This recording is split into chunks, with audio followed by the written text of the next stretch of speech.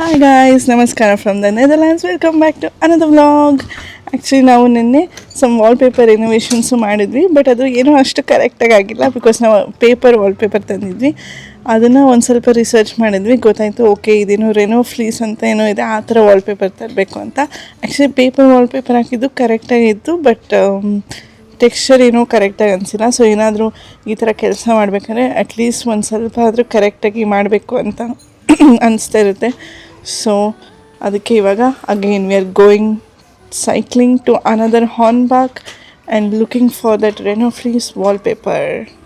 So ಅಲ್ಲಿ ಹೋಗ್ಬಿಟ್ಟು ಯಾವ ವಾಲ್ಪೇಪರ್ ತೊಗೊತೀವಿ ತೋರಿಸ್ತೀವಿ, ಅದನ್ನ ಬಂದುಬಿಟ್ಟು ಹೆಂಗೆ ಫಿಕ್ಸ್ ಮಾಡ್ತೀವಿ ಅಂತಲೂ ತೋರಿಸ್ತೀವಿ. ಅದಕ್ಕಿಂತ ಮುಂಚೆ ನಾವು ಹೆಂಗೆ ಫಿಕ್ಸ್ ಮಾಡಿದ್ವಿ ಅಂತಲೂ ತೋರಿಸ್ತೀನಿ.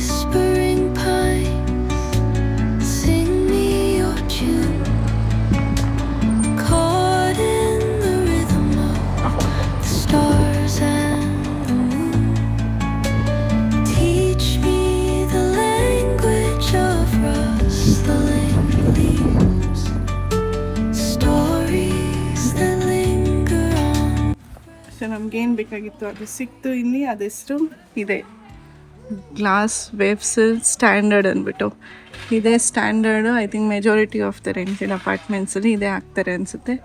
ಈ ಥರ ಇರುತ್ತೆ. ಇದನ್ನ ನೋಡ್ಬೋದು, ಇದು ಕಂಪ್ಲೀಟಾಗಿ ವೈಟ್ ಇಲ್ಲ, ಒಂದು ಸ್ವಲ್ಪ ಬೇಷ್ ಕಲರ್ ಇದೆ. ಸೊ ಅದು ನಾವು ಫಸ್ಟ್ ತೊಗೊಂಡಿದ್ವಲ್ಲ ಪೇಪರ್, ಅದು ಫುಲ್ ವೈಟ್ ಇತ್ತು ತಾನೆ. ಸೊ ಅದಕ್ಕೆ ಕಂಪೇರ್ ಮಾಡ್ಬಿಟ್ಟು ನೋಡೋದ ಫಸ್ಟ್ ಯಾರು ತೊಗೊಂಡಿದ್ವಿ ಅಂತ ತೋರಿಸ್ತೀವಿ.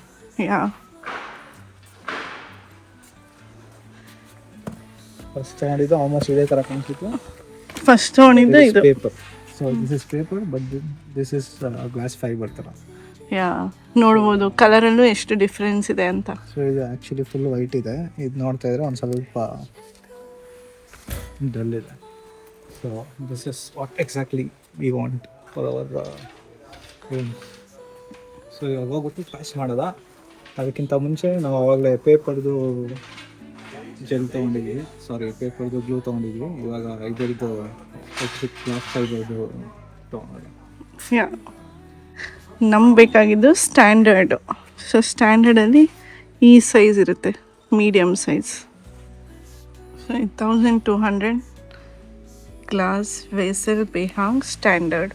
ಇದನ್ನ ತೊಗೊಂಡ್ರೆ ಕರೆಕ್ಟಾಗಿ. ಈ ಗ್ಲೂ ತೊಗೊಂಡಿದ್ದೀವಿ, ಅದನ್ನ ಅನ್ಸೋಕ್ಕೆ ವಾಲ್ಪೇಪರ್ನ ಪ್ಯಾಚಪ್ ಮಾಡಬೇಕಂತ ಇದೀವಲ್ಲ, ಅದಕ್ಕೆ ಹಾರ್ನ್ಬಾಕಿಂದ ಈ ಥಿಂಗ್ಸ್ ತಂದಿದ್ವಿ. ಇದು ರೋಲರು, ಗಮ್ ಹಾಕ್ಬಿಟ್ಟು ರೋಲ್ ಮಾಡೋಕ್ಕೆ. ಇದು ಗ್ಲೂ, ಈ ಪೇಪರ್ ಏನಿದೆಯಲ್ಲ ಅದನ್ನ ಅಂಟ್ಸೋಕ್ಕೆ ಈ ಥರ ಗ್ಲೂ ತೊಗೋಬೇಕು. ಪೌಡರ್ ಫಾರ್ಮಲ್ಲಿ ಇರುತ್ತೆ, ಅದನ್ನು ನೀರಿಗೆ ಹಾಕ್ಕೊಂಡು ಈ ಥರ ಪೇಸ್ಟ್ ಥರ ಮಾಡ್ಕೋಬೇಕು ವಾಲ್ಪೇಪರು. ಮತ್ತು ಅದಕ್ಕೆ ಕಟ್ ಮಾಡೋಕ್ಕೆ ಏನೇನು ಬೇಕಾಗುತ್ತೋ ಇದೊಂದು ಟೂಲ್ಸ್ ಥರ ಇದೆ. ಫಸ್ಟು ಒಂದು ರೂಮ್ ಟ್ರೈ ಮಾಡ್ತೀವಿ, ಆಮೇಲೆ ಅದೆಲ್ಲ ಓಕೆ ಆದರೆ ನೆಕ್ಸ್ಟು ಇನ್ನೂ ಒಂದು ರೂಮ್ಗೆ ಹೋಗ್ತೀವಿ. ನಾವೇ ತೋರಿಸಿದ್ರಲ್ವಾ ವಾಲ್ಪೇಪರ್ ತೊಗೊಂಡ್ವಿ, plus all the tools that is required for this wallpaper pasting.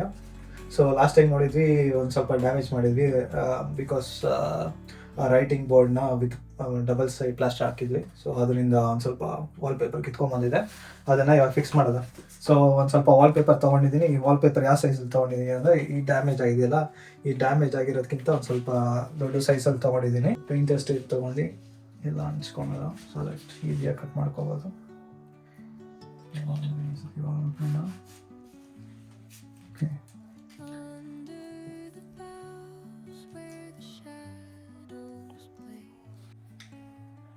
So ಏನು ಮಾಡ್ತೀನಿ ಅಂದರೆ, ಓಲ್ ಇಲ್ಲಿದೆ ಸೆಂಟ್ರಲ್ಲಿ, ಸೊ ಅದ್ರ ಸರೌಂಡಿಂಗು ಕಟ್ ಮಾಡ್ಕೋತೀನಿ.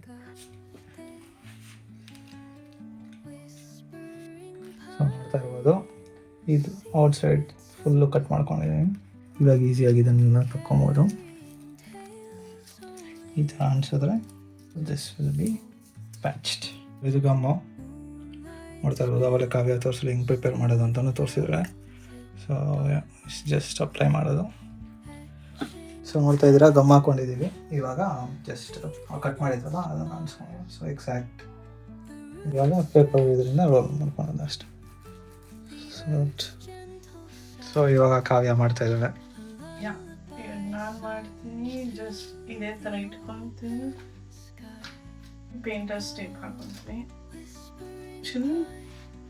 ಇಲ್ಲಿಂದ ಕಟ್ ಮಾಡ್ಕೊತೀನಿ.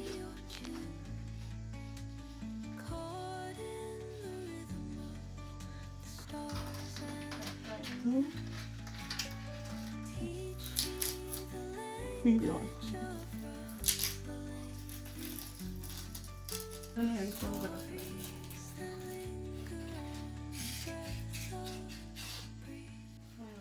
Just in paper,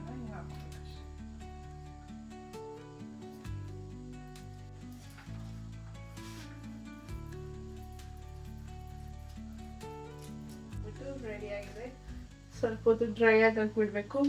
ಸದ್ಯಕ್ಕೆ ದಿಸ್ ಇಸ್ ಓಕೆ ಇವಾಗಿರೋ ಸಿಚುವೇಶನ್. ಸೊ ಇದು ನಮ್ಮ ಪ್ಯಾಚ್ ವರ್ಕ್ ಆಗಿತ್ತು, wall paper patch work. Day 2. ಇವಾಗ ಮತ್ತೆ ಆ ಹೊಸ ವಾಲ್ ಪೇಪರ್ ತಂದಿದ್ವಲ್ಲ ಅದರಿಂದ ಟ್ರೈ ಔಟ್ ಮಾಡ್ತಿದ್ವಿ. ಈ ಥರ ಲಾಸ್ಟ್ ಟೈಮ್ ಪೇಪರ್ ಹಾಕಿದ್ವಲ್ಲ ಅದನ್ನ ತೆಗೆದ್ವಿ. ಇವಾಗ ಸೇಮ್ ಅದೇ ಥರ ಪ್ರೊಸೀಜರೇ. ವಾಲ್ ಪೇಪರ್ನ ಕಟ್ ಮಾಡಿಬಿಟ್ಟು ಅಲ್ಲಿ ಪೇಂಟರ್ ಸ್ಟೇಪ್ ಜೊತೆ ಅಂಟಿಸ್ಬಿಟ್ಟು ಎಷ್ಟು ಬೇಕೋ ಅಷ್ಟನ್ನು ಕಟ್ಔಟ್ ಮಾಡ್ಕೊತೀವಿ. ಸ್ವಲ್ಪ ಜಾಸ್ತಿನೇ ಕಟ್ ಮಾಡು.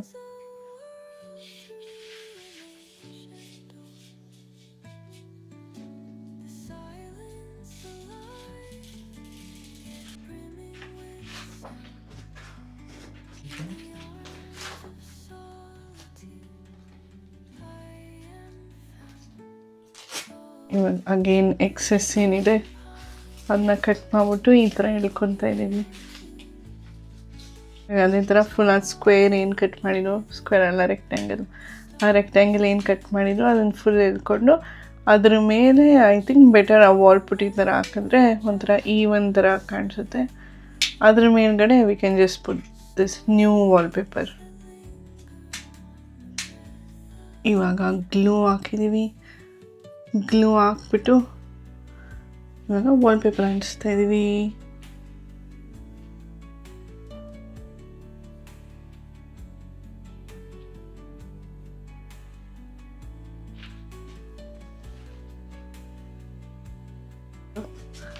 ಡ್ರೈ ಆದಮೇಲೆ ಇನ್ನೂ ಬೆಟರಾಗಿ ಆಗುತ್ತೆ.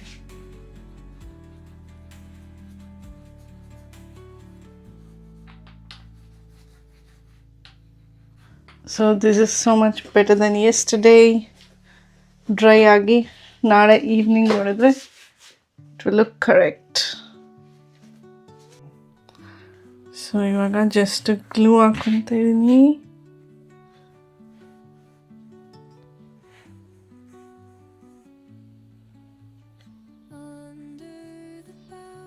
ಎಲ್ಲ ಕಡೆ ಸಫಿಷಿಯೆಂಟ್ ಅಮೌಂಟ್ ಆಫ್ ಗ್ಲೂ ಹಾಕ್ಕೋಬೇಕು. ಗ್ಲೂ ಹಾಕ್ಕೊಂಡು ಜಸ್ಟ್ ಅಂಟಿಸ್ಬೇಕಷ್ಟೆ. ಸೊ ಏನಾದರೂ ಪ್ಯಾಚ್ ವರ್ಕ್ ಇದ್ದರೆ ಪ್ಯಾಚ್ ವರ್ಕ್ ಮಾಡ್ಕೊಂಬಿಟ್ಟು ಗ್ಲೂ ಹಾಕ್ಕೊಂಡು have to just stick it.